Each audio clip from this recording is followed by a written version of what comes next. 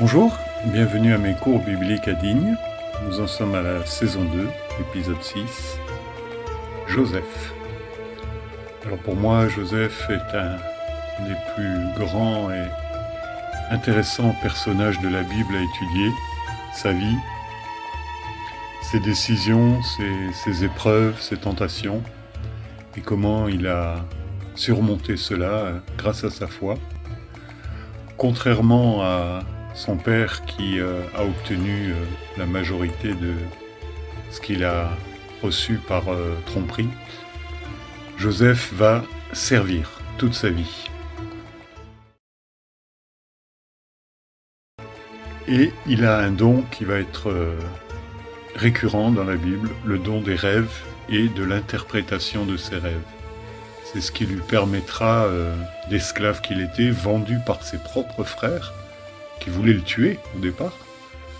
Par miracle, il a juste, entre guillemets, été vendu comme esclave.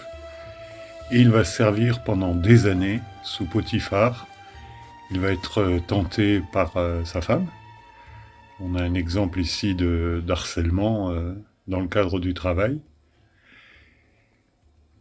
Et Dieu va le faire connaître la prison avant qu'il ne devienne gouverneur. Dans le monde d'aujourd'hui, c'est plutôt le contraire. On est d'abord gouverneur et on finit en prison. Mais bon.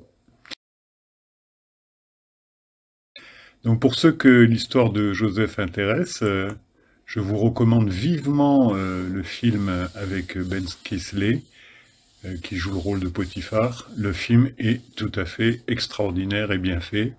C'est assez long en 2 épisodes, mais franchement, vous ne regretterez pas et vous serez accroché du début à la fin.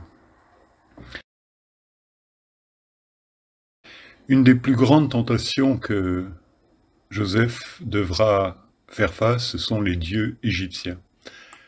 Il faut savoir que Israël était un peuple monothéiste avec un Dieu invisible, alors que tout autour de lui, tous les peuplades, tous les empires, il y avait que celui d'Égypte à l'époque, adoraient des dieux, en particulier celui-ci, Sobek, le dieu crocodile, qui est le dieu de la rancœur.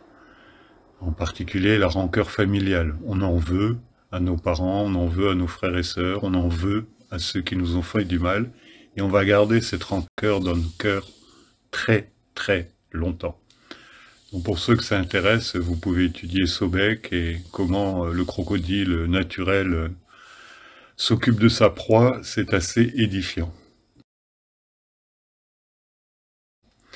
Eh bien non, même là, Joseph va pardonner.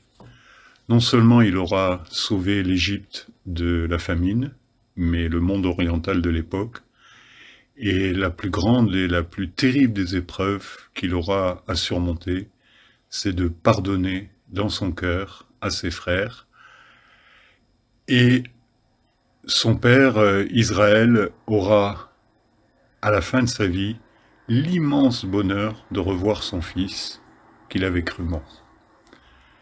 Lévitique 19, 18, « Tu ne te vengeras point et tu ne garderas point de rancune contre les enfants de ton peuple. » Dieu vous bénisse, bonne journée, au revoir.